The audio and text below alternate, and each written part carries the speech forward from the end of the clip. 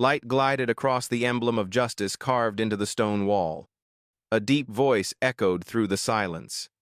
There are days when justice falls asleep, but today, it's about to wake up. And when it does, no one will stand untouched. Footsteps echoed across the cold stone steps. A woman in a gray coat clutched a stack of case files tightly to her chest. She was about to enter the courthouse, when a police officer's rough hand blocked her way. "Stop. People like you aren't allowed in here." Before she could respond, his palm struck her face. The files burst into the air, white pages scattering like rain. Amid the chaos, the morning light caught the bronze plaque behind her. The Honorable Judge M. Carter. 30 minutes later, the woman in handcuffs would be seated on the bench, and the man who struck her would bow before justice. A morning wind swept across the cold stone steps, carrying the metallic scent of handcuffs and the clink of keys. Maya Carter was shoved inside, her face still marked by the officer's handprint. Officer Reed tightened his grip on her wrist, harder than necessary. "You think this is a place to sleep? The courthouse isn't a shelter for strays." She didn't answer, only glanced around the dim corridor, where the walls were stained with damp patches, like justice itself had begun to crack here. On the long bench, a few people waiting for administrative hearings looked up. Some smirked, others bowed their heads, pretending to scroll through their phones. The silence of the crowd was the loudest form of complicity. Reed pulled her forward. His voice dripped with mockery. "Told you, this city's full of trash like you. People should know their place." At the records counter, the young clerk, Nina, looked up. Her eyes were bright, uncertain. "Officer Reed, who's this?" "Vagrancy. Slept in the park. Gave the guard trouble." Reed tossed the crumpled report onto the desk. The paper was wrinkled, the signature rushed, a joke in ink. Nina looked from the woman in front of her to the sloppy handwriting on the form. "What's her name?" "Maya Carter." Reed shrugged. "Fancy name for a homeless woman." Maya stood still, her expression strangely calm. "I didn't cause trouble. I was waiting." Reed laughed. "Waiting for what? Justice?" He jerked his chin toward the hall. "Move. Judge Harris is free. Lucky you." They stepped into a small courtroom, lit by the harsh glow of flickering neon. Judge Harris sat behind a fortress of stacked case files. He didn't look up when he spoke. "Name of the defendant?" "Maya Carter." "Charge?" "Public sleeping, resisting an officer," Reed declared, confident, as if the verdict were already written. Maya spoke softly. "I haven't read the indictment." The pen in Harris's hand paused for a beat. "You don't need to. It's an administrative violation. Plead guilty, pay the fine, and go. I'd like to read it before I sign." "No one here has time for that nonsense," he snapped, finally looking up, irritation gleaming in his eyes. She didn't argue. She just held his gaze, long, steady. It wasn't the look of a frightened woman, but of someone who once sat on the other side of that desk. Something in it made Harris falter. He turned to Reed. "Cuff her. Temporary holding room." Reed pushed her back into the hallway. "See, you want to play with the law? The law crushes you." He said it louder than needed, making sure everyone heard. Maya lifted her head, voice even. "The law doesn't crush anyone. People do." Reed froze, the words cutting deeper than he wanted to admit. In the holding room, Maya sat on the cold metal chair. She rubbed her wrists where the cuffs had left marks and took a slow breath. Nina entered, hands trembling, holding a cup of water. "I'm sorry for how they treated you. I'm just a clerk. I can't do anything." Maya smiled faintly. "You just did." Nina blushed, set the cup down, and left. Outside, Reed was laughing with another officer, Cole. "You know what? I slapped her right in front of the courthouse this morning. Deserved it. People like her only understand power." Cole nodded, half agreeing, half avoiding. "Just make sure the cameras didn't catch it." "Camera's broken," Reed smirked. "I took care of it." In the corner of the hall, a small camera blinked a soft green light. No one noticed. Maya did. Her eyes flicked toward it. Brief, calm, deliberate. 2 hours later, her file was still pending. She sat in the same metal chair, Reed passing by occasionally, throwing her looks of contempt. "Sleeping well, model citizen?" She replied quietly, almost to herself. "I'm observing." Reed scoffed and walked off. Nina brought the file into Harris's office. "Sir, there's something strange about her." Harris didn't look up. "Strange? The whole city's strange. We work, we don't philosophize." Nina pressed her lips together. "Yes, sir." When Reed signed the report, his pen slid across the line labeled Jurisdiction of Authority. He didn't notice. That was where everything would collapse. Maya sat still, fingers intertwined. The clock ticked on the wall, steady, mechanical, like the heartbeat of a cold system. Each tick was a forgotten life. She had seen too many cases like this before, but never from this side of the bars. Reed returned, sneering. "You know, if I were you, I'd be grateful to still be alive." Maya looked at him, not angry, not afraid, just sad. "You just repeated what this system has said for years." Reed frowned. "What the hell does that mean?" "That existence is a privilege, not a right. You've forgotten who pays your salary." Reed scoffed. "I don't need moral lessons from the homeless." Maya lowered her eyes. "You're right. But the worst thing isn't being homeless. It's being heartless." The door opened. Harris entered, impatient. "Bring her out. Make it quick. I've got a meeting with Prosecutor Walsh." Reed yanked Maya to her feet. She stayed calm. Before leaving, she turned to Nina. "When they start deleting the records, keep a copy." Nina's eyes widened. "What do you mean?" "You'll understand soon." Reed shoved her down the hallway. The people waiting turned their faces away again. No one wanted to get involved. The courtroom door slammed shut behind them, echoing like the final period of a pre-written sentence. Reed pushed her into the defendant's chair and locked the cuffs. Maya looked around.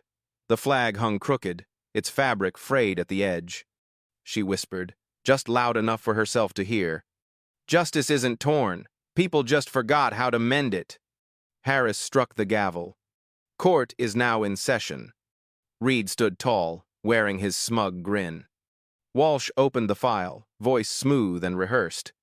Maya looked up at the ceiling, where the neon light flickered like a faint heartbeat of the building itself. She didn't yet know that right here, in this decaying room, a new chapter of justice was about to be written. And it would bear her name. Reed adjusted his collar and gave a faint, practiced smile, the look of a man who had played this role too many times. "Your Honor," he began confidently, "I was simply performing my duty." She resisted, refused to show identification. I had to restrain her to ensure courthouse security. Harris nodded, eyes cold. "Record it. Prosecutor Walsh, you may proceed." Walsh rose, her makeup immaculate, crimson lipstick giving her an air of authority. "Your Honor," she began, her voice crisp, like a speech rehearsed to perfection. "What we are witnessing is a dangerous behavioral pattern, a deliberate attempt to violate the law and then twist the truth, accusing law enforcement of misconduct." She turned toward Maya, offering a polished, condescending smile. "She wants to turn this morning's incident into some kind of oppression narrative, but in this courtroom there is only law, not emotion." Reed nodded with self-satisfaction. He knew this script.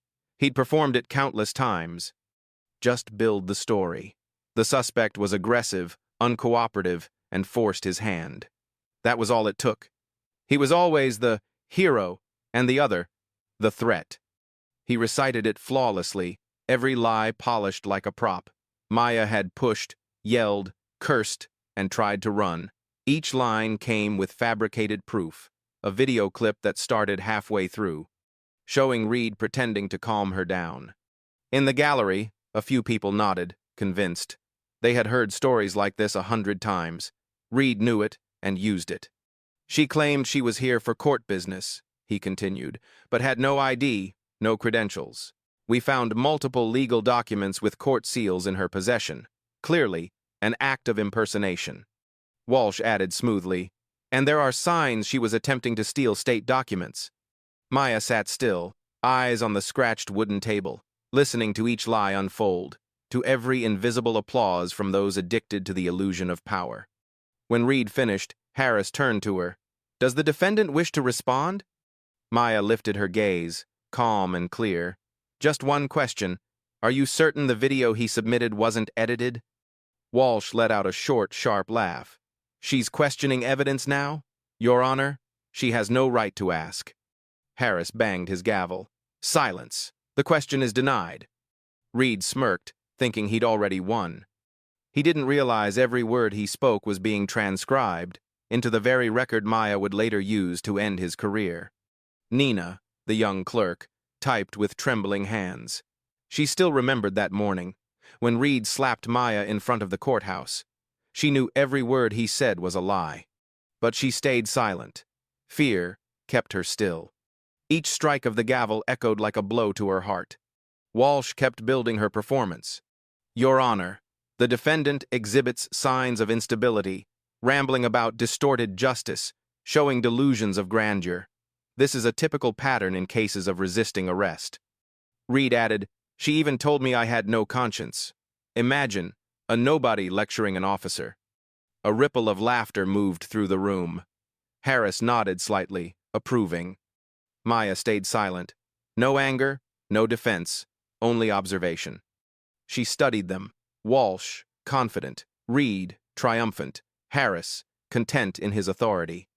It was a play she'd seen before, and she already knew how it would end. Walsh pressed on. We recommend adding charges of impersonation, theft of official documents, and obstruction. The defendant poses a threat to public order. Approved, Harris said curtly. Forward the file to the prosecutor's office. Nina bit her lip, eyes fixed on her notes. Reed stepped down and bowed slightly. Thank you, Your Honor. We only wish to protect the court's safety. Harris looked at him with approval. Good work, Reed. We need officers like you. Reed gave a modest nod, theatrically humble.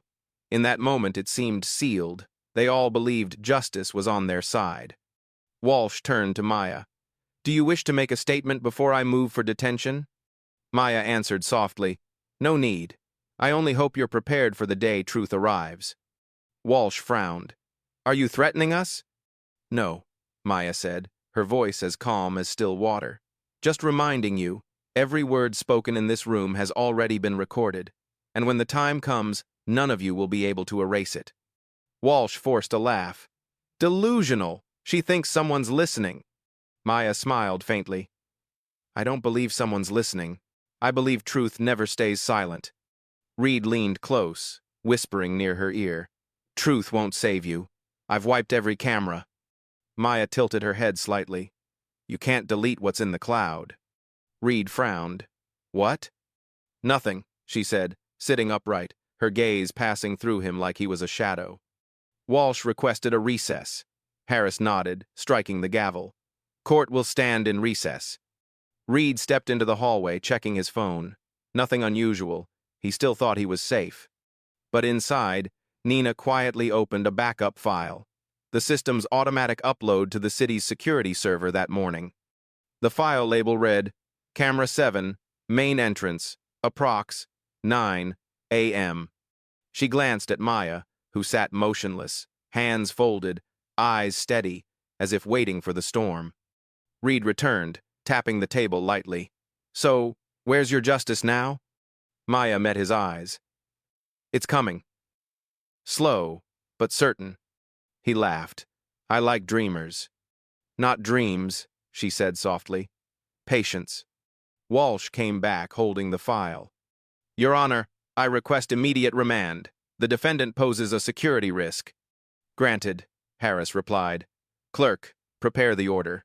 Nina stared at the paper, hands trembling. She glanced at Maya. The woman sat upright, gaze unwavering, as if holding a secret the others couldn't see. Reed clasped his hands behind his back, nodding to Cole. Cuff her again. This time, make it tight. Cole hesitated. You sure? Do it. The cold cuffs clicked shut around Maya's wrists. She didn't resist, didn't speak. She only looked up at the clock. Just past 9 a.m., a moment that would later mark the beginning of Justice's reckoning. Walsh closed her folder. Good. Take her back to holding. We're done here. Reed grabbed the chain, yanking hard. Maya staggered slightly, but smiled. Reed scowled. What's so funny? You just buried your career, she said softly. You just don't know it yet. He tightened his grip. Don't play games. Maya looked toward the window. Morning light spilled across the tiled floor. You know, she whispered, justice never dies. It only pretends to sleep, to see who dares touch it. Reed said nothing, yet something in her voice sent a chill down his spine. Walsh gathered her papers. Over. No one will even remember this trial. Maya's reply was calm, almost tender. On the contrary, they'll remember it for decades, as the perfect example of deceit. No one spoke. Harris struck the gavel. The sharp crack echoed like the end of a chapter. But in truth, it was only the beginning of the storm that would wash away those who thought themselves gods. The third-floor corridor of the courthouse had fallen unnaturally silent. Cold, white light spread across the stone floor, reflecting the shadows of 2 guards escorting Maya back to the holding room. She walked slowly, each step measured, deliberate, as if counting the rhythm of her own time. Each click of her heels was steadier, calmer than Reed's breathing, though he tried to appear composed. His hand trembled slightly. You think staying quiet makes you look innocent? Reed's voice rasped. Maya didn't look at him. Silence is the only way to truly hear the truth. The words irritated him, but he didn't respond. She kept walking. Light from a nearby window fell across her bruised face, revealing eyes that held no anger, only a clarity that reached deeper than fear. Inside the small holding cell, Maya sat down, hands placed neatly in front of her. She didn't ask for a lawyer, or for water, or even for the time. She just stared at the gray wall ahead, where a thin slit of sunlight cut through from the high window. Outside, a bird passed by, its shadow flickering across the wall like a memory of freedom. Reed stood outside the bars, leaning against the wall, trying to sound confident. I've seen plenty like you, quiet at first, then begging for mercy when the sentence comes down. You'll be no different. Maya tilted her head slightly, her voice barely above a whisper. Did it ever occur to you that some people stay silent not out of fear, but because they're waiting for the right moment to speak? Reed frowned, but she had already turned away. Her words hung in the air like a drop of water on hot stone, gone in an instant, yet leaving a faint mark. Time passed slowly. The clock on the wall showed 9:50. Cole walked in carrying a cup of coffee, setting it down outside the bars. She still hasn't said anything? Reed shook his head. No, just sits there, like she's calculating something. Cole exhaled. Something feels off. I've never seen anyone under arrest look you straight in the eye like that. Reed smirked. That's the look of despair. Don't overthink it. But inside, a strange unease stirred, an unsettling feeling that maybe he was the one on trial. Nina passed quietly down the hall, clutching a stack of files. She glanced through the small window and saw Maya with her eyes closed, breathing evenly. No panic, no pleading, only the stillness of someone who knew she held something far greater than anyone there could grasp.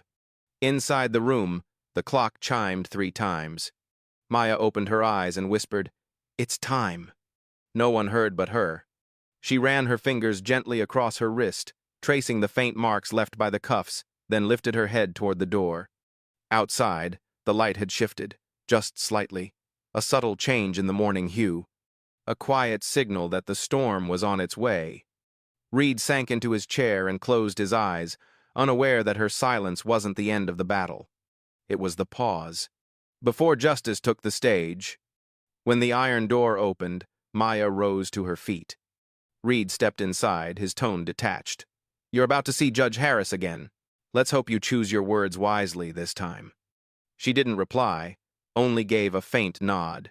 2 guards escorted her back toward the small courtroom. The air was different now, heavy, still, like the calm before an earthquake no one yet believed was coming. Walsh was arranging her files, voice even and formal. The court is reconvened for cross-examination. The defendant may speak. Harris looked up briefly, bored. Fine, Miss Carter. Be brief. We don't have time for another speech. Maya stepped forward, the cuffs still around her wrists. Her voice was steady, deliberate. I won't make a speech, Your Honor. I only intend to clarify a few points in Officer Reed's testimony. Harris leaned back. And what gives you the right to question law enforcement? Maya tilted her head slightly, eyes calm but deep. The right of someone who understands the law better than the one misusing it. The room stirred. Reed narrowed his eyes. What did you just say? I said, Maya continued, that I know how easily a lie becomes evidence when no one dares to verify it. Order! Harris struck his gavel. Walsh interjected quickly. Defendant, stay on topic. Officer Reed has presented video, reports, and witnesses. Do you have any evidence to the contrary? Maya turned toward the evidence table. Yes, she said evenly, but it's stored where none of you have looked. Each word landed with surgical precision, like a sworn declaration. By law, all police activity within courthouse grounds is recorded by security cameras. I request the court issue an immediate preservation order for all surveillance footage from this morning, including the automatic backups to the district's cloud server. Walsh gave a dry laugh. The defendant cannot request a court order without legal counsel. Maya met her gaze directly. Incorrect. Under the Sixth Amendment, a defendant has the right to self-representation and to compel the production of exculpatory evidence. Furthermore, under Brady v. Maryland, the prosecution is required to preserve and disclose any evidence that may prove innocence. Failure to do so constitutes obstruction of justice. The courtroom went silent. Harris frowned, opening his mouth to cut her off. But Nina, the young clerk, had stopped typing. Her eyes lifted from the record. Reed glanced nervously at Walsh, feeling sweat gather at his neck. You trying to play lawyer with me? Walsh said, low and sharp. No, Maya replied softly. I'm reminding you that the law protects even the smallest person if they know how to use it. She turned toward the bench. Your Honor, I move for an immediate preservation order. Any delay risks the system overwriting the data within 24 hours. Harris hesitated. I need to review. No, Your Honor, Maya interrupted, voice firm but calm. This isn't a matter of review. It's a legal obligation of the court. A long silence followed. Finally, Harris nodded reluctantly. Fine, clerk, record it. The motion is granted. Issue the order. Nina wrote quickly, eyes fixed on Maya. For the first time, fear in her gaze shifted to respect. Walsh straightened, forcing control back into her voice. Even if the footage exists, what do you think it will prove? Maya looked directly at Reed, with a faint smile at the corner of her mouth. That the liar in this room isn't me. Reed stiffened. You're accusing me of perjury? No need to accuse. I have evidence. I'll also request the retrieval of the backup from your body camera. Every government-issued device automatically uploads to the department cloud. Reed froze. He remembered turning the camera off, but not that the new system had hidden auto backups. Walsh shot him a warning glance. Maya's tone sharpened like a gavel strike. I also request audio files from other officers' phones. They recorded the incident while I was restrained. Under Federal Rule of Evidence 106, those recordings are admissible as part of the complete context. Whispers erupted around the room. Harris tried to regain control. Enough, defendant. You think this courtroom is your lecture hall? Maya smiled faintly. No, Your Honor. I'm only reminding everyone that justice doesn't need to shout. It just needs someone who remembers the laws others conveniently forget. Reed shot to his feet. You're manipulating the court. Maya remained calm. If you think truth is manipulation, perhaps you've lived too long inside a lie. Harris slammed the gavel again, but no one was listening anymore. All eyes were on Maya, the handcuffed woman commanding the room with nothing but intellect and composure. Who are you? Harris asked, his voice rough. A law professor? An activist? Maya paused, then said quietly, I'm someone who used to believe in this system. Nina shivered. The words hung in the air like a distant bell, somber and resonant. Walsh tried to recover. Your Honor, the defendant clearly exhibits delusional behavior. I move for a psychiatric evaluation. Maya turned toward her, tone razor-sharp. Please record that as an attempt to discredit a witness. And if you persist, I'll file for a review of Prosecutor Walsh's ethics under Rule 8.4, Professional Misconduct for Deceit. Walsh froze. Harris cleared his throat, uneasy. Enough! The court will recess pending verification of the camera data. Officer Reed, check the system immediately. Reed straightened, forcing composure. Yes, Your Honor. He left quickly, heart pounding. When the door closed, Maya sat down again, cuffs still in place but her face serene. Nina leaned closer, whispering, Are you sure those cameras exist? Maya smiled. They don't need to exist in theory. Every liar leaves a trace, and I saw the green light blink. Moments later, Reed returned, face pale. Your Honor, the system backup is active. There's footage. Walsh shot up from her chair. Impossible. We checked. Harris cut her off. Clerk, record it. Surveillance footage confirmed. Court will reconvene after review. Reed didn't dare lift his head. Maya looked at him, her expression no longer angry, only pitying. You were right about one thing, Officer Reed, she said softly. Every action has consequences, and now it's your turn to learn that. Harris called for a recess. Walsh gathered her files, her voice cold. We'll see who wins when that video plays. Maya replied gently. There's no winning, only those who can face the truth. As the guards led her into the hallway, every gaze in the courtroom followed. Her footsteps echoed across the stone floor, measured, resonant, like the beating heart of a verdict taking shape. No one spoke, but everyone felt it. Something had shifted. The air in the courthouse no longer smelled of fear, but of anticipation. In the recording room on the second floor, a technician opened the backup files. The first frames appeared, showing the courthouse entrance that morning. A woman in a gray coat approached, holding a folder. An officer stepped forward. The sound of a slap, and then the words that followed. People like you don't belong here. Maya closed her eyes. She heard it again, the sound that once wounded her. But now, it no longer hurts. Because she knew, the truth had finally begun to speak for her. The courtroom doors opened once more. Everyone returned to their seats, the air thick, waiting, bracing, as if for an explosion. Judge Harris sat upright, forcing authority into his posture. Walsh adjusted her blazer. Reed stood beside her, eyes sunken, sweat glistening across his forehead. On the large screen in front of them, a still frame, the courthouse entrance, where it had all begun. Harris tapped the gavel lightly. Court is back in session. Clerk, play the security footage provided by the system. Nina pressed the button. Static hissed through the speakers for a few seconds, then the video rolled. A wide-angle shot appeared, brutally clear. Reed blocking the path of a woman in a gray coat, documents clutched in her hand. The morning light cut across the steps, everything sharp, merciless. Maya spoke softly. Pause the recording. Your Honor, she said, I only wish to confirm that this camera covers the public area of the courthouse, where citizens are lawfully permitted under Hague v. CIO. Harris nodded slowly. So noted.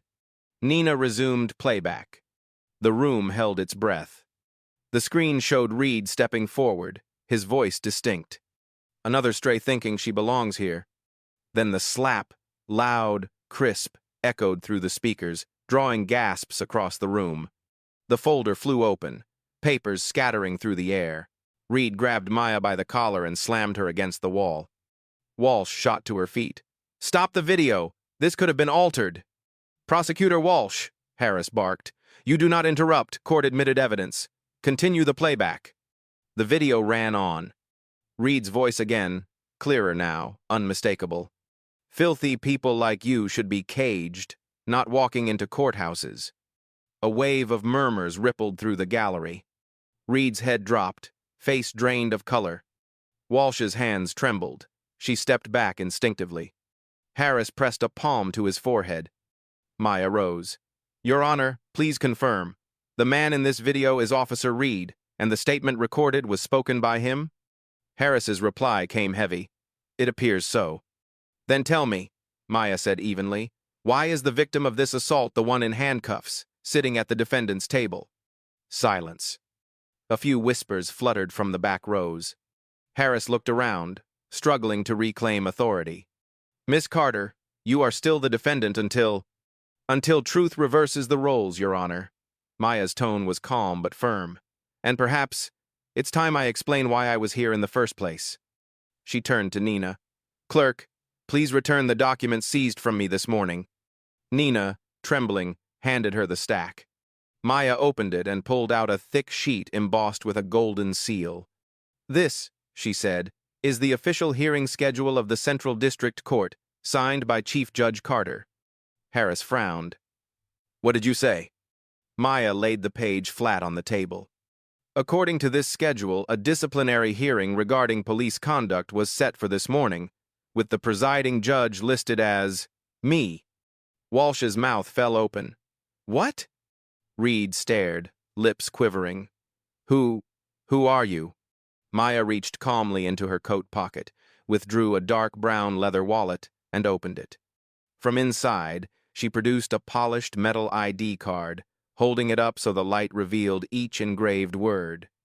United States District Court, Judge Maya Carter. The courtroom erupted. Nina dropped her pen, hands flying to her mouth. Harris rose, face drained of blood. Walsh stumbled backward, nearly dropping her files. Reed swayed, as if the air had been sucked from his lungs. Maya's voice was low but steady, carrying through the stunned silence. This morning, on my way to the courthouse where I serve, I was assaulted by a police officer, on the very steps of my own bench. I was called trash, handcuffed, humiliated, and paraded before you as a criminal. And now, you know who the real criminals are. Harris stammered, I had no idea. No idea, Maya repeated, each word clipped. That phrase is the shield this entire system hides behind. You, of all people, were sworn to question every claim, not to worship every uniform. Reed lowered his head, whispering, I can't believe this. You don't have to believe, Maya said coldly. You only have to listen. She turned toward Nina. Please read aloud the last line of the arrest record. Nina's voice shook as she read, Defendant, Maya Carter. Occupation, unidentified. Maya gave a sad smile. There, even when I carry the title of judge, the system still calls me unidentified. Because to those drunk on power, dignity isn't found in credentials, but in color and appearance. Walsh tried to regain composure. Your Honor, perhaps we should recess to verify these documents. No need, Maya interrupted. She raised her phone. Chief Judge Carter has already verified through the internal court system. A firm, authoritative female voice filled the speakers. This is Chief Judge Carter, confirmed. The woman before you is Judge Maya Carter, presiding officer of the Central District Court. All acts of misconduct, assault, and procedural violation from this morning will be subject to immediate criminal investigation. A cold wave swept across the courtroom. Harris slumped in his chair. Reed stepped back. Walsh stood speechless. Maya lowered the phone. I hereby assume jurisdiction of these proceedings as the victim in this matter now sits before you. Nina looked up, voice trembling. Court acknowledges. Harris barely managed a nod. I withdraw. Thank you, Maya said softly but firmly. She rose, unlocked the cuffs with the key Cole had quietly left on the table. The clink of metal hitting wood sounded like the closing bell of a broken ritual. Nina draped a black judicial robe over her shoulders. Maya stepped up to the bench, the same seat still warm from its misuse. No one spoke. Walsh stood frozen. Reed's hands trembled uncontrollably. Maya placed both palms on the desk and looked down at them. Her voice carried the weight of command now, no longer a defendant's defense, but justice itself. Court will proceed. But from this moment on, the ones on trial are no longer me. The room fell utterly silent. Even breathing seemed forbidden. Walsh managed a whisper. Your Honor, Judge Carter, Don't worry, Maya cut her off gently. This isn't vengeance. This is restoration. I'll do only what the law demands.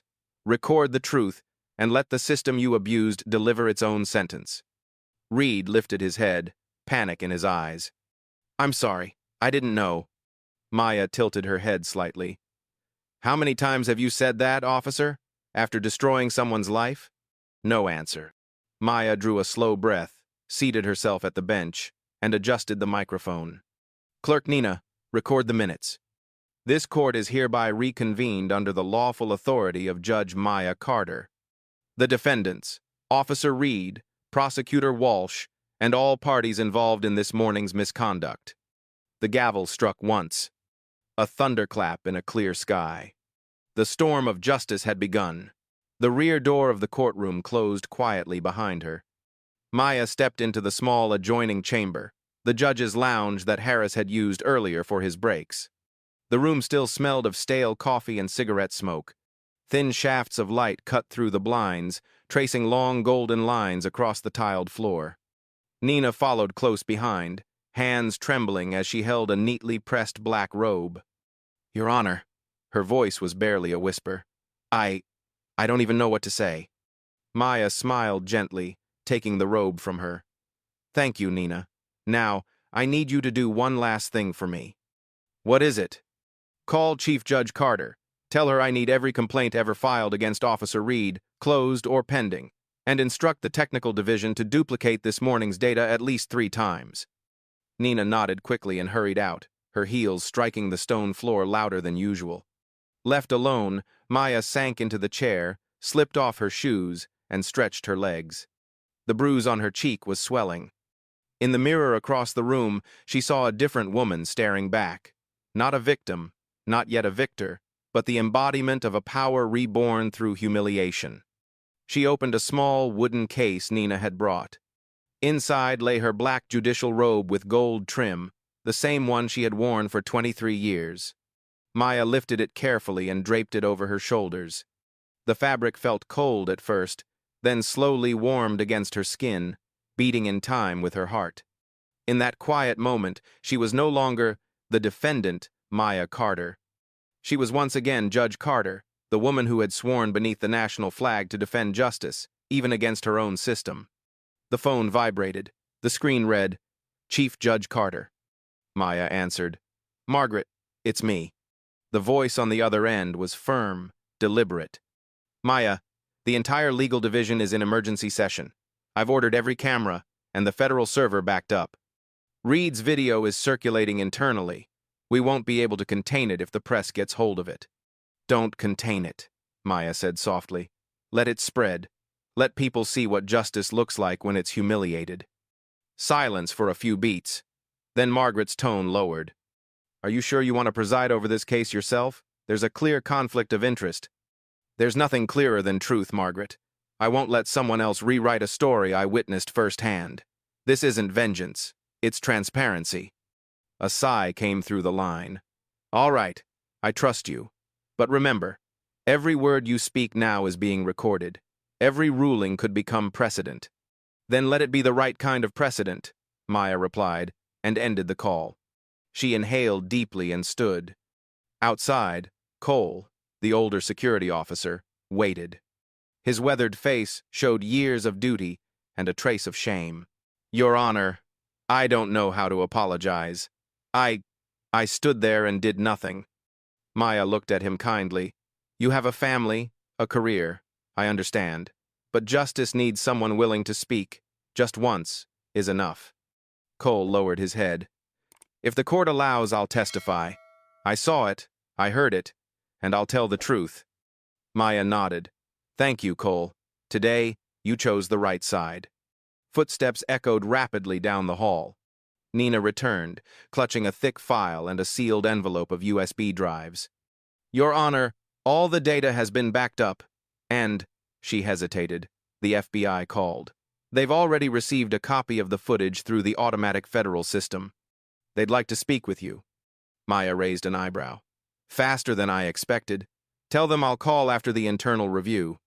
She opened the envelope. Inside was a report listing 47 complaints filed against Reed, nearly all dismissed for insufficient evidence.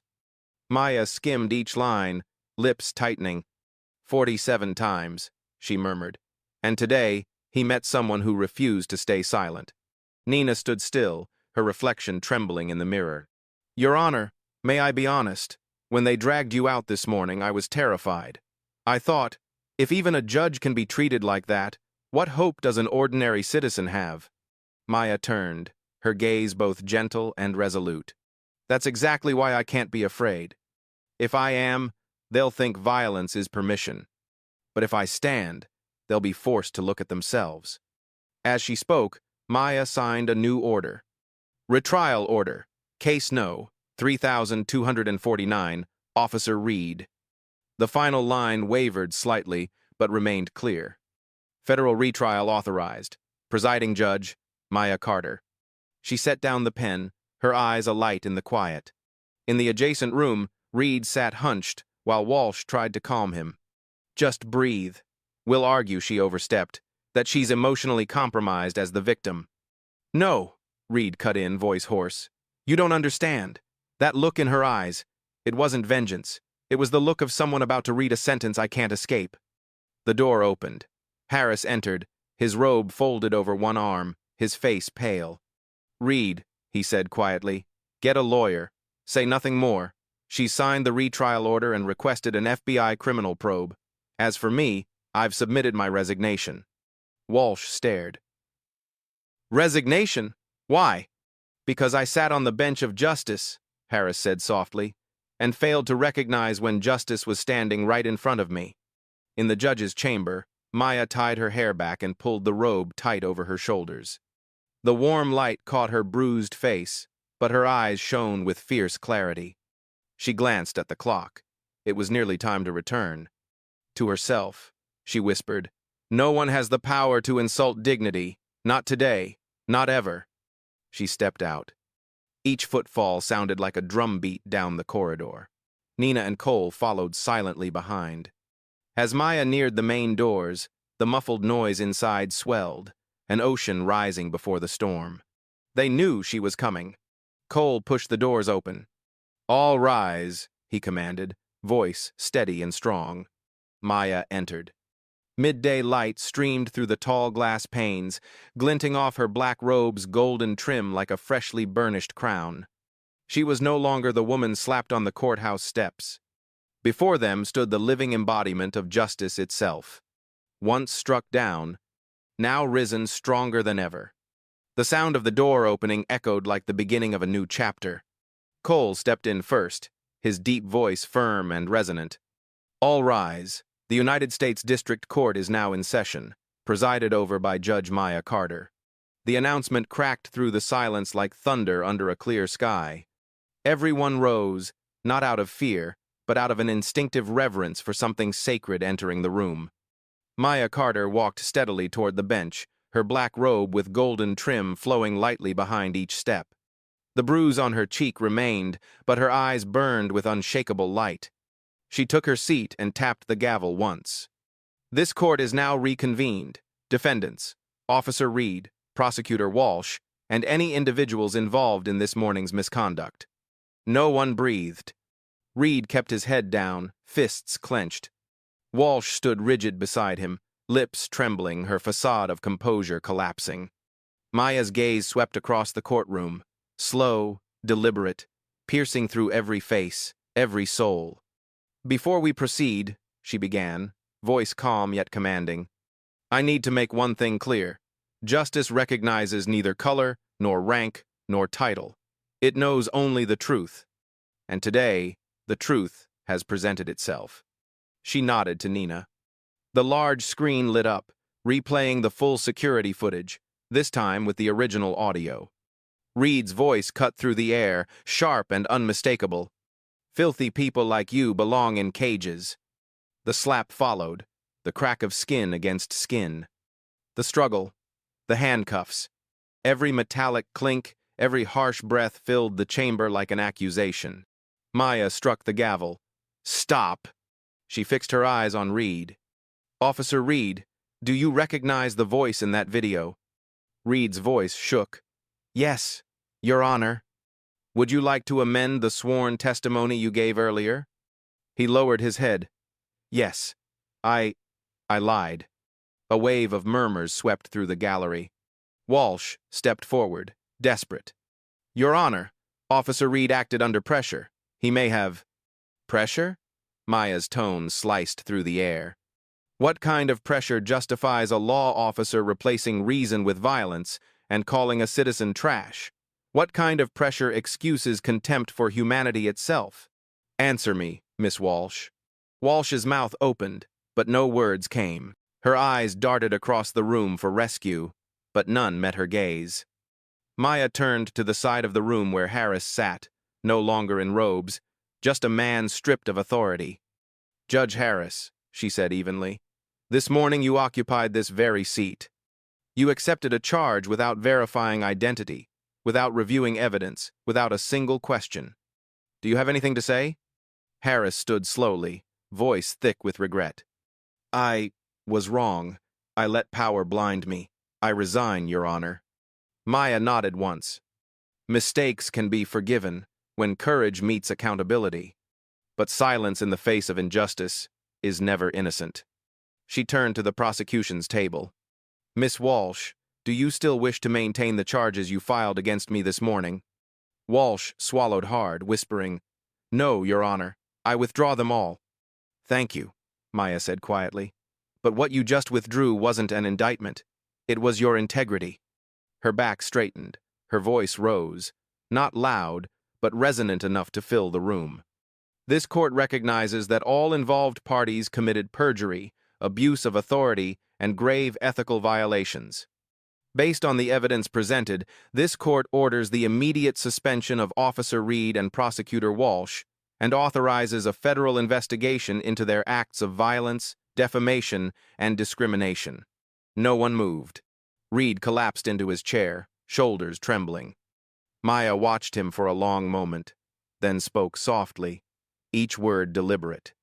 "This morning you told me that people like me needed to learn the consequences of our actions.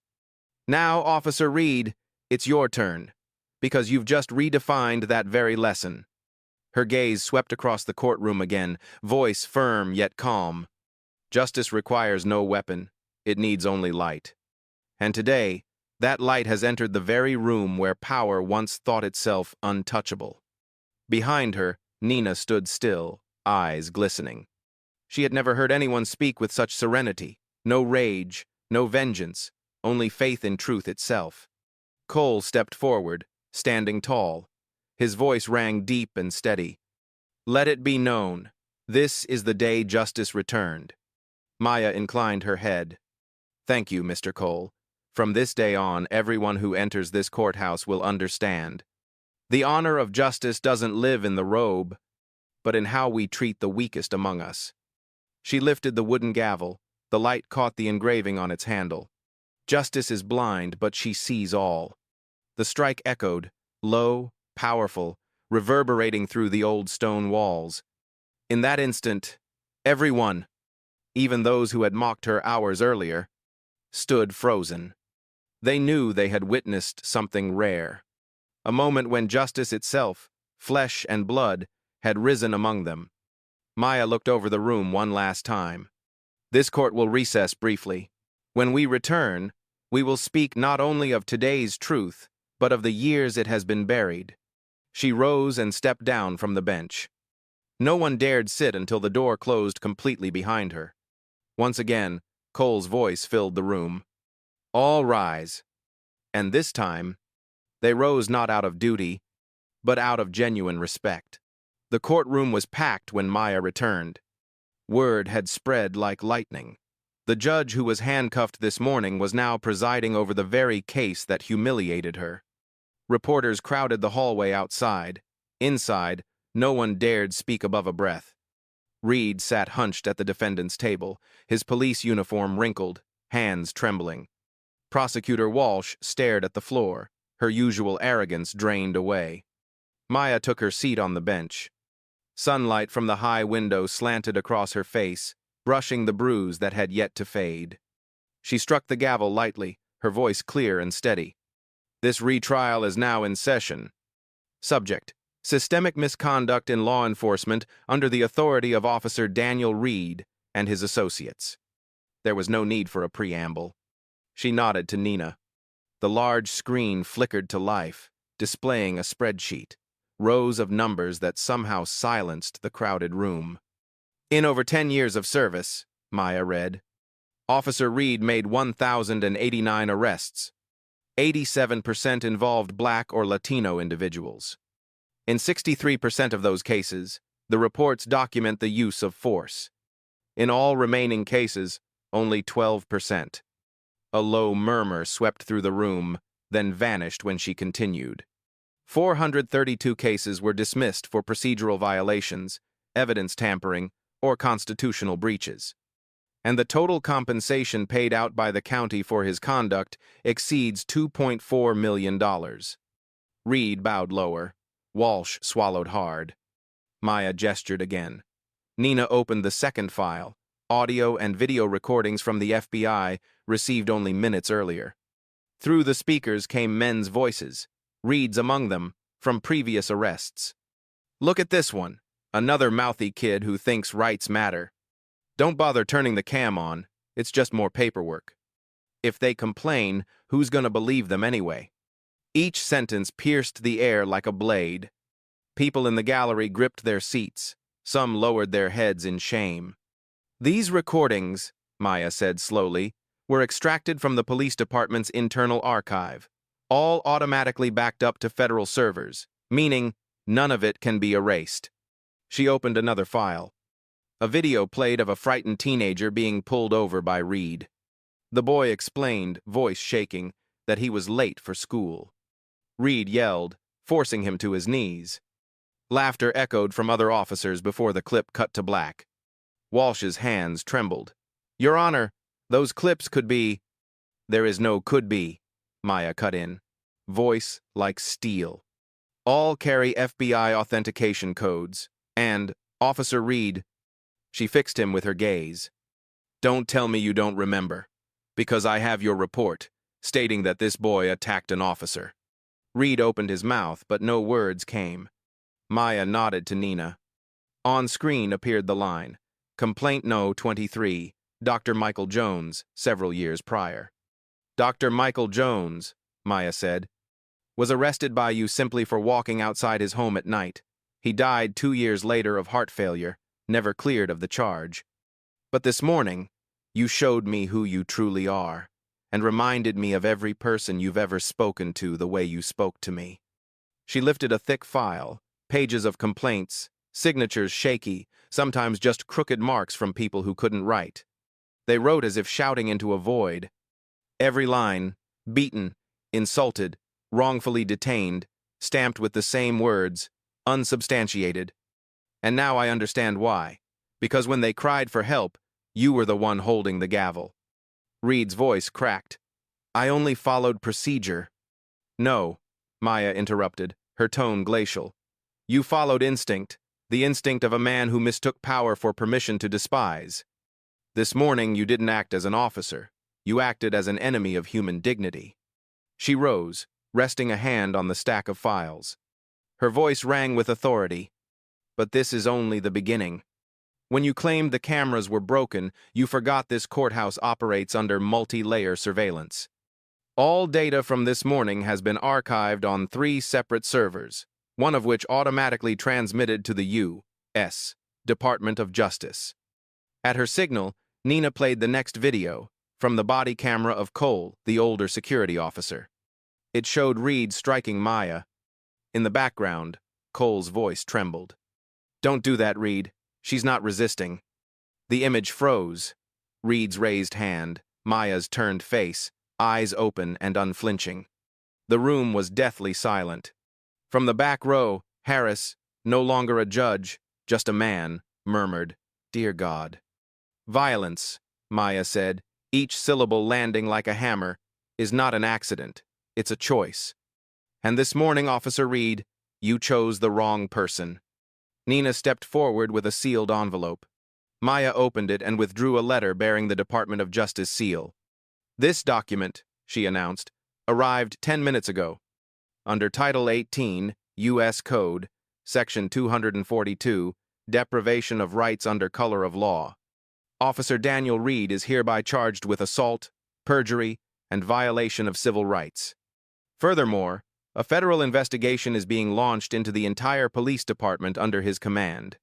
Gasps erupted, then silence. Reed went pale, his mouth opening soundlessly. "This morning," Maya said quietly, "you told me, justice doesn't belong to people like you. Look around you now." She scanned the courtroom. Clerks, reporters, ordinary citizens, all standing still, eyes glistening. "Justice never belongs to anyone," she said. "It comes to those willing to guard it, even if they must stand alone." A single tap of the gavel. The side doors opened.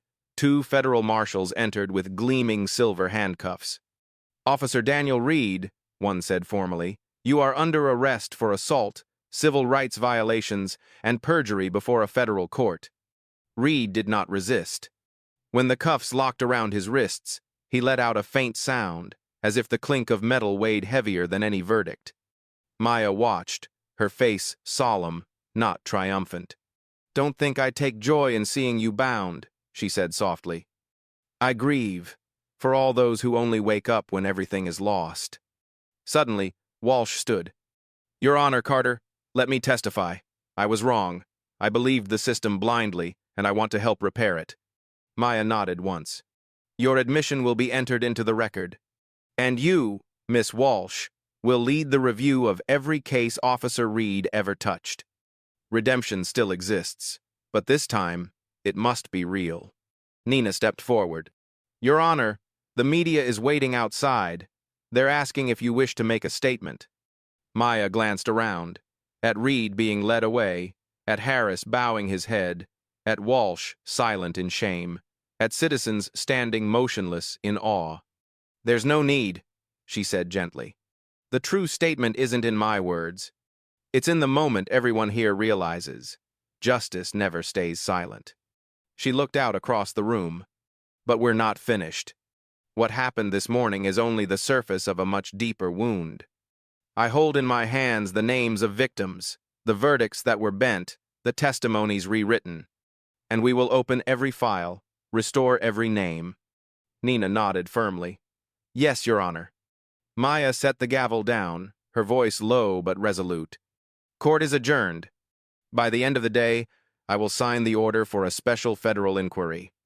Remember this: justice is not only punishment, it is healing.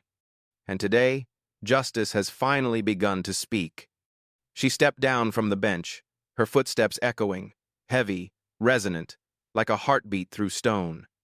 As the doors closed behind her, a beam of light streamed through the narrow gap, illuminating the inscription carved into the wall behind the judge's seat.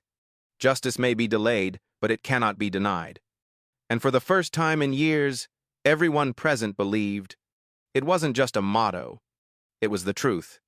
That afternoon, the central courthouse was temporarily sealed off. Technicians carried servers, backup units, and old boxes of files out of the 3rd floor. Outside, TV vans lined the street, lenses tracking each person who passed through the great wooden doors. Inside, Maya Carter still sat before a wall covered in case files, yellowed bundles, heavy with ink, seals, and silence. Nina entered, cradling a new box of records. She spoke softly. "Your Honor, this is the list of cases Reed handled over more than a decade. Over 100 were dismissed. Dozens were complained about but never reviewed." Maya looked at the stack of papers rising to shoulder height, her voice lowering. One man went wrong, but an entire system helped him endure. No one dared to look truth in the eye. She signaled, and Nina switched on the projector. The screen filled with a tangle of red data bars. Over half the complaints were discarded for lack of witnesses, the rest deleted or stamped for internal handling. Across hundreds of pages, one signature repeated, "The handwriting of Judge Harris." Maya read slowly, eyes fixed on the cold numbers. One signature, hundreds of lives losing their chance. One decision, followed by people who would never again be believed. The next slide showed the list of cases handled jointly by Reed and Walsh. Maya stared at the screen. Not just one person. This is a structure, built so that no one is accountable. Nina hesitated. "Should we release all of it? It will touch a lot of people." We must, Maya said quietly. If not, the truth will remain a whisper. She stood in front of the large mirror. The reflection showed a woman with a bruise on her cheek and eyes that were tired but bright. She murmured, "Justice only truly exists when it illuminates the dark corners people want to forget." She pressed the intercom. "Connect me with the Department of Justice." A deep male voice came through the speaker.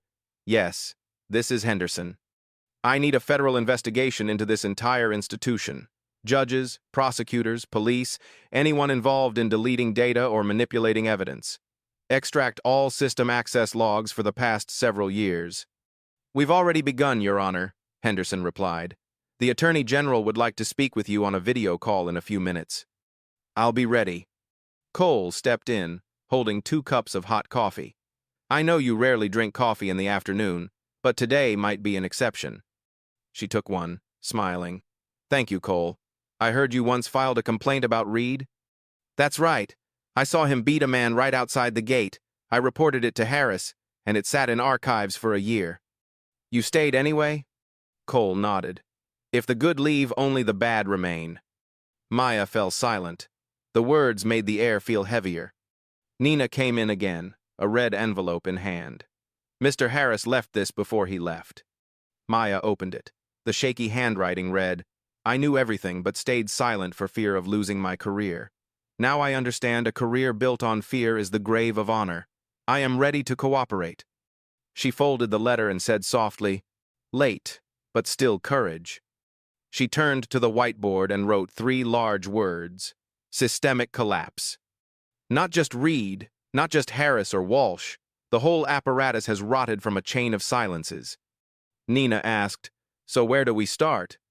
"Where they fear most. The data." The courthouse basement glowed with the light of monitors. Technicians were opening each old server. Henderson appeared on the video screen, his voice urgent. "We've detected hundreds of improper data deletions, most from Harris's administrator account. Each instance aligns with the timing of a new complaint." "That means they scrubbed every cry for help," Nina said. Maya nodded. "Every deleted line of data is a person buried. Restore it all." "That will take days." "Justice can wait," she replied, "but truth cannot." Maya asked Cole to contact independent media. "I want the first report released at daybreak." Cole looked surprised. "The press will dig into your past as well." She gave a thin smile. "Let them dig. I don't fear people seeing my wounds. I only fear they'll forget the wounds of others." Night fell. The room was lit only by the blinking blue of machines. Nina dozed off in a chair, while Maya kept writing. On the screen, "The Carter Project, Justice Initiative." Below it, item by item, mandatory audio recording for all hearings, triple redundant storage on 3 servers, direct reporting to the Department of Justice, complaint responses within 3 days, retrial of all cases with signs of wrongdoing. She paused and looked out the window. The city still gleamed, but the lights felt colder. Hundreds of people would not sleep that night, their faith in justice once stolen. The phone rang. Henderson again. "We've found additional evidence." "What is it?" "Office cameras captured Reed bringing envelopes of cash to Harris. Harris accepted, and 3 other judges appear on the bribery list." Maya closed her eyes. "Charge them now, don't wait for morning." After the call, she gently drew a blanket over Nina's shoulders and watched the young woman sleep amid the towering files. Maya's gaze softened. "If justice is a living body," she whispered, "then tonight is the first surgery to save its heart." Outside, a light rain fell on the steps where she had been slapped. The water washed away the dried blood, carrying off the traces of the morning. A groundskeeper swept by, unaware he was erasing the last marks of an old era. Maya looked up at the photo of her father on the desk, the man who taught her that justice is like a tree. If you don't prune it every day, it grows into a forest and blocks out the light. She said softly, "Father, I've begun to cut." The lights in the room burned late into the night. File after file was digitized, story after story restored. A system once thought untouchable was showing cracks from within. When the first light of dawn poured through the window pane, Maya looked up at the screen. The final tally appeared, over 1,000 violations. She tapped the desk and whispered, "That isn't a number. It's all the apologies that were never spoken." And in that quiet early hour, between the dim glow of morning and the rain still clinging to the roof, the woman who had been handcuffed that very morning was rewriting a new charter for justice with those same hands. The next morning, the central courthouse had transformed into a stage for truth. Sunlight slanted through the old glass panels, casting long blades of light across the marble floor. Outside, hundreds of citizens gathered. They hadn't come to witness a trial. They had come to see justice rise again after years of being buried. Inside, Maya Carter ascended the bench. Her black robe draped over her shoulders. The bruise had faded, but fatigue still lingered in her expression. On the prosecution's side sat Henderson and the federal agents. At the defense table, Reed, Harris, and Walsh. Three faces that once represented power now bowed low, trembling like students awaiting punishment. The courtroom was deathly still. The gavel struck, a deep, resonant echo like a bell awakening the entire city. "This special session of the federal court is now in order," Maya said, her voice calm and cold. "Purpose: to sentence those who abused power, twisted the law, and betrayed the people's trust." She lifted her gaze, meeting each of their eyes. "You once sat where I stand. You knew every line of the Constitution, every word of the Penal Code. And you knew exactly what you betrayed." Beside her, Nina stood holding a thick file, hands trembling slightly. Maya motioned for her to begin. "The indictment," Maya read aloud, "spans more than 200 pages, 46 counts of deliberate wrongful conviction, 112 acts of evidence manipulation, 29 incidents of abuse of authority, and dozens of systematic bribes, all verified." Reed looked up, eyes hollow. I only followed orders. They told me." "Orders," Maya interrupted sharply, "are never an excuse to crush another human being. You weren't bound by command. You were bound by greed and by the fear of facing yourself." She turned to Harris, his silver hair trembling, eyes rimmed with red. "You were once called the Wall of Justice, but that wall rotted from within. Do you have anything to say?" Harris rose, voice shaking like dry leaves in the wind. "I was weak. I thought silence was safety, but silence was sin." "Correct," Maya said softly. "The silence of those in power is the language of oppression." She faced Walsh next, the once proud prosecutor now bowing her head, fingers laced tightly together. "I'm sorry," Walsh whispered. "I knew. I thought if I didn't sign, someone else would. I didn't want to lose my job." "And because you feared losing your job," Maya replied evenly. "You made dozens lose their freedom. Justice doesn't fall because of evil men. It falls because good people choose safety over courage." Maya stepped down from the bench, walking slowly to the center of the room. Her voice deepened, carrying through the silence. "There are days when justice sleeps. But today, it has awakened. And when it awakens, it does not speak. It acts."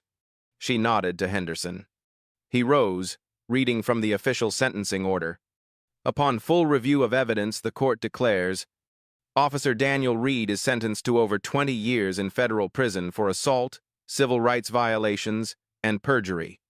Judge William Harris is sentenced to 20 years for abuse of power, bribery, and obstruction of justice. Prosecutor Victoria Walsh is sentenced to 15 years for collusion and perversion of justice. All are permanently stripped of public office, and all illicit assets will be transferred to the Victims' Compensation Fund."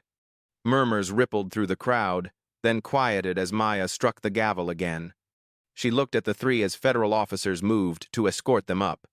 "These years of imprisonment are not revenge," she said firmly. "They are a lesson, a reminder that power cannot exist without morality." Reed turned his head away, eyes wet.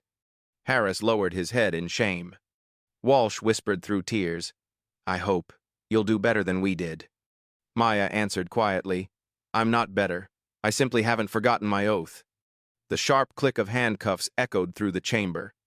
As the three were led away, the entire gallery rose to its feet, not to applaud, but to stand in solemn silence, honoring something rare, true justice, finally visible.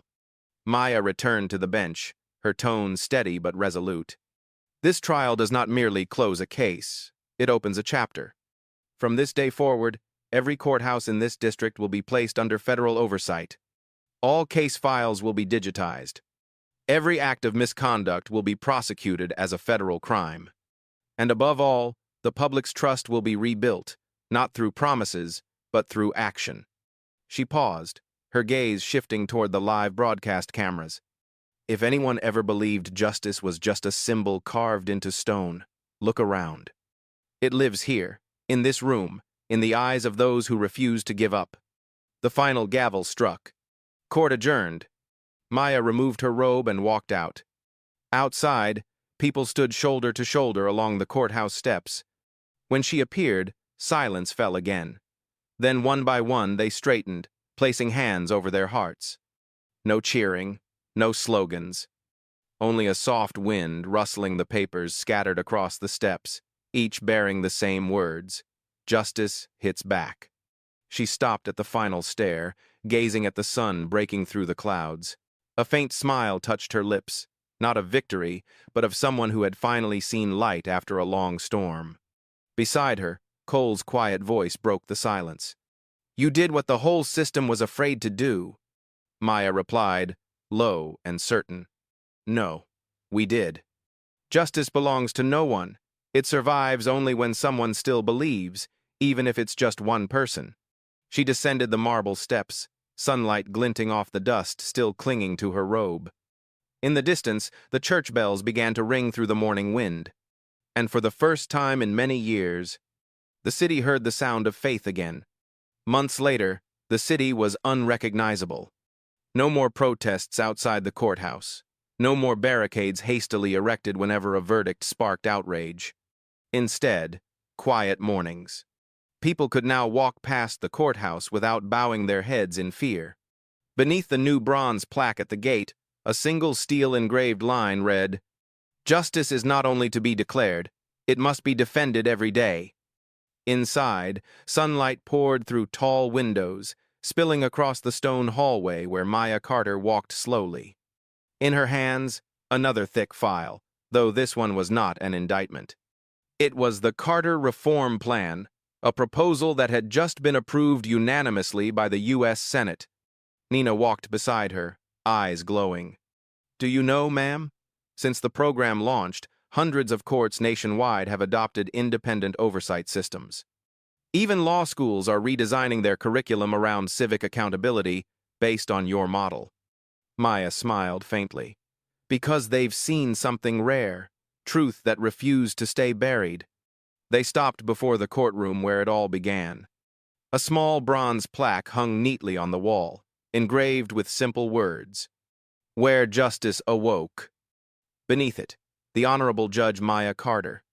She stood for a long time, fingertips resting on the cool metal, eyes calm now, not sorrowful, only steady.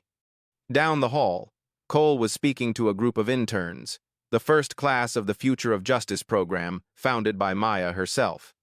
A training initiative for young attorneys and court staff, teaching ethics, transparency, and courage in the face of power. One student raised her hand. "Sir, does justice really exist, if people can still be wrong?" Cole smiled. "Justice isn't a person. It's a will kept alive by those who refuse silence. And if one day you must choose between safety and truth, remember, Judge Carter once chose truth, even when it broke her." In her office, Maya opened her laptop. The inbox overflowed with updates. Reed had confessed, now serving time in solitary. Harris was cooperating with investigators, exposing further bribery networks. Walsh, after release, had joined a community rehabilitation program, teaching law to underprivileged families for free. But one short message made her pause.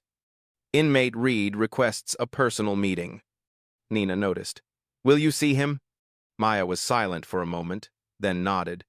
"Yes, sometimes justice must also learn what it's changed in those who once defied it." The federal prison was dim and echoing. In the visitation room, Reed sat behind the glass, hair cropped short, face gaunt. When Maya entered, he stood, voice low and rough. "I'm not asking for forgiveness," he said, "but I have to tell you, when I called you those names that day, I thought I was defending the law. Turns out, I was just defending my ego." Maya looked at him evenly. "Justice doesn't need repentance to exist, Reed, but people do. If you're sincere, spend what's left of your life doing what's right." He bowed his head, long silent. As Maya rose to leave, his voice followed softly. "I've started teaching the illiterate inmates to read. Maybe that's how I make amends." Maya paused, turned back and smiled faintly. "That's a start." When she stepped out, the wind from the fields caught her robe. She looked up at the gray sky, feeling something between release and solitude. As if, by giving justice back to the world, she had also let go of part of herself. In the weeks that followed, reform spread quickly. State courts installed automated monitoring systems. Every trial was now triple recorded on camera. The Department of Justice released quarterly transparency reports. And the Carter Fellowship, a scholarship for law students who pledged to serve their communities, received thousands of applications every term. During a nationwide live-stream conference, Maya spoke to millions. "Justice is not a gavel nor a robe. It is the act of standing with truth, even when you stand alone. I was once the one in handcuffs, and in that moment, I learned power doesn't live in the judge's chair. It lives in the human heart that dares to rise." The speech was replayed across television networks and adopted into university ethics courses. One quiet weekend afternoon, Maya returned to her small suburban home. On the table, her father's old photograph still sat in its frame. She slipped a handwritten note beneath it. "Justice doesn't come from the perfect. It comes from those who never give up." Nina arrived with a sealed envelope. "Ma'am, you have to come. They're waiting at the square." Maya looked puzzled. "What ceremony?"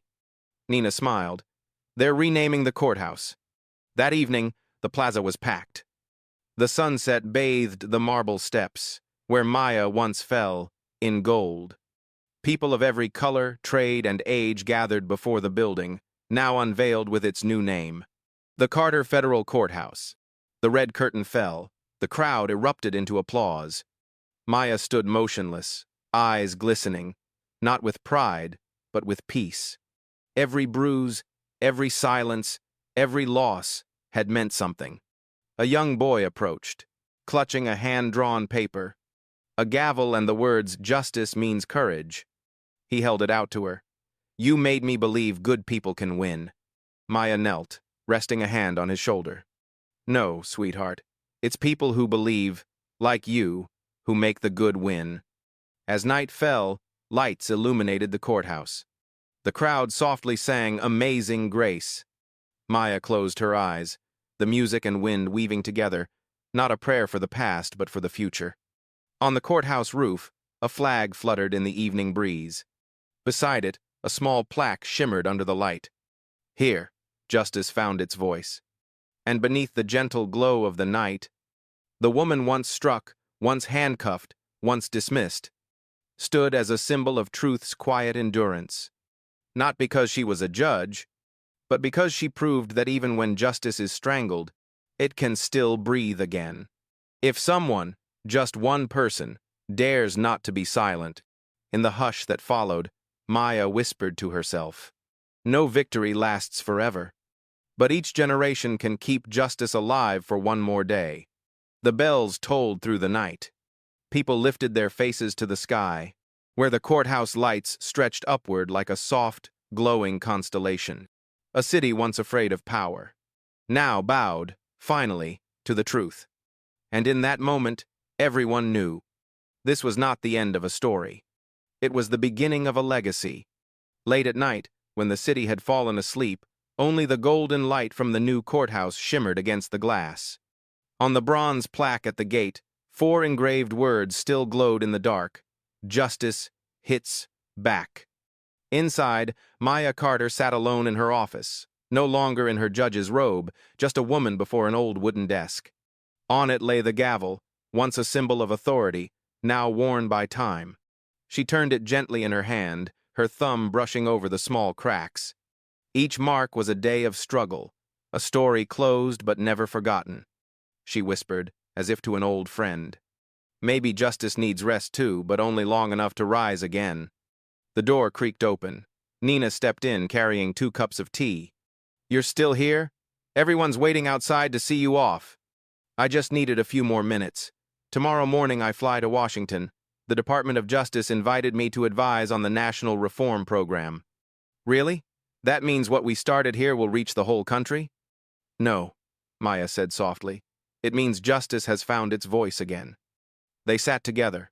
Maya gazed at the distant crowd below, her heart calm as the night breeze. "I used to think justice was power. Now I know. It's courage. Courage not to stay silent. Courage not to turn away when something's wrong." Nina smiled faintly. "You didn't just change the system. You changed the way we believe in what's right." "No one should be a symbol forever," Maya replied.